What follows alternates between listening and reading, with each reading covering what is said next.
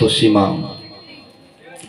অখিল নদিয়া চাঁদ বিহারী ভগবান রাধা ও কৃষ্ণের উভয়ের মিলিত তনু শ্রী শ্রীকৃষ্ণ চৈতন্য মহাপ্রভু ও দয়াল আনন্দে নিত্যানন্দের অপার অনুকম্পায় ও রাধা মাধবের অহৈতুকী করুণায় বিগত বৎসরগুলির ন্যায় এই বৎসরও আমরা এই চৌধুরী চক গ্রামের অদ্য হরিবাসরে আমরা উপনীত হয়েছি। দূরে নিকটে সাকারে নিরাকারে যে যেখানে অবস্থান করছেন সকল ভক্তবৃন্দের ও বৈষ্ণবগণের চরণে জানাই এ অধমের দণ্ডবৎ প্রণতি।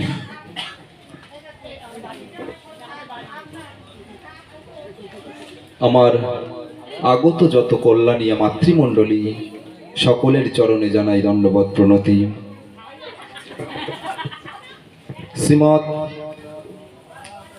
ভাগবত, এই শ্রীমদ্ ভাগবত আয়োজন করার হেতু কি? শ্রীমদ্ ভাগবত কাকে বলবো এবং এই শ্রীমদ্ ভাগবত কে প্রকাশ করতে পারেন?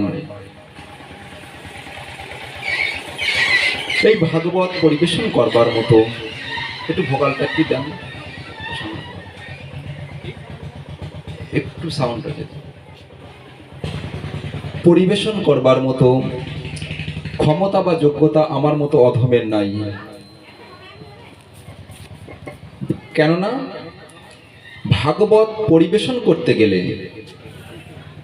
চারটি দক্ষতা লাগে, চারটি গুণ যার মধ্যে বর্তমান থাকে তিনিই একমাত্র ভাগবত পরিবেশন করতে পারেন। চারটি গুণ কি বলছেন? প্রথম গুণেই পণ্ডিত হতে হবে, তার শাস্ত্র সম্পর্কে তার অভিজ্ঞ হতে হবে। দ্বিতীয়ত কি?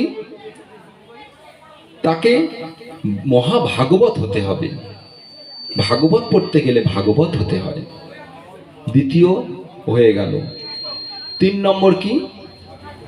নাম সুমিষ্ট কণ্ঠস্বর হতে হয়, শুকপক্ষীর ন্যায়। আর চতুর্থ হচ্ছে সুবক্তা হতে হয়। এই চারটি গুণ যে ব্যক্তির মধ্যে বর্তমান থাকে তাহাকে মহাজনগণ বললেন তিনি একমাত্র ভাগবত পরিবেশনের অধিকারী হয়ে থাকেন। তাহলে পণ্ডিত আমরা কাহাকে বলবো? প্রথম বলা হয়েছে পণ্ডিত হতে হবে। পণ্ডিত কাহাকে বলবো? আমরা সাধারণত বুঝি যারা স্কুলে কলেজে পড়াশোনা করেছে, অনেক ডিগ্রি অর্জন করেছে, নাকি? অনেক ডিগ্রি অর্জন করেছে, অনেক পড়াশোনা করেছে, এমন ব্যক্তিকে পণ্ডিত বলা হয়।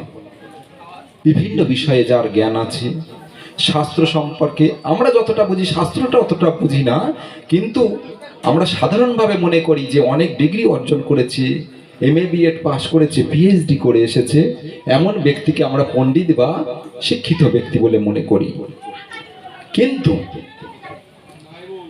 শাস্ত্র দৃষ্টিভঙ্গি অনুসারে মহাজনগণ বললেন, একেবারেই ন্যাস্যত করে দিলেন যে বড় বড় ডিগ্রি নিয়ে আসলে কিংবা উচ্চ শিক্ষিত হয়ে আসলেও তাহাকে পণ্ডিত বলা হয় না।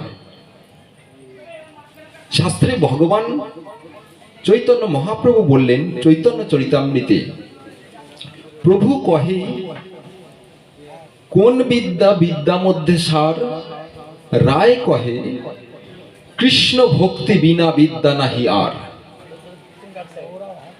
এক সময় বিদ্যানগরে মহাপ্রভু যখন দক্ষিণ দেশে যখন ভ্রমণ করতে গেলেন, দক্ষিণ দেশ মানে কি আমাদের ভারতবর্ষের দক্ষিণ দিক, কেরালা কর্ণাটকের দিকে, যখন মহাপ্রভু বেড়াতে গিয়েছিলেন, ভ্রমণ করতে গিয়েছিলেন, সেই সময়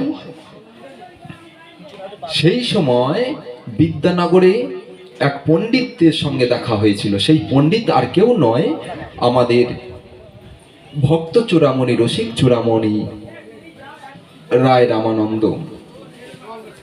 তিনি ছিলেন ভীষণ জমিদারের সন্তান, ভীষণ অর্থবিত্তের মালিক। তার রাজভাণ্ডারের শেষ ছিল না। সেই অর্থবান ব্যক্তি, তার মধ্যে সুপ্তভাবে বৈরাগ্য ছিল এবং মহাপ্রভুর যে প্রেম দান করার জন্য এসেছিলেন তিনি তার পূর্ব থেকেই পেয়েছিলেন। তিনি এই সম্পর্কে অবগত ছিলেন, কিন্তু এই যুগল ভজন তিনি প্রচার করতেন না। তিনি ছিলেন আলবার সম্প্রদায়ের একজন ভক্ত। যেটা আমরা পুরীধামে গিয়ে যে আলারনাথে আমরা বেড়াতে যাই না, আলারনাথ নাম সম্পর্কে পুরীতে গিয়েছেন তো, কিন্তু আলারনাথে গেছেন? আলারনাথ নাম শুনেছেন? নাম শোনা হয়নি।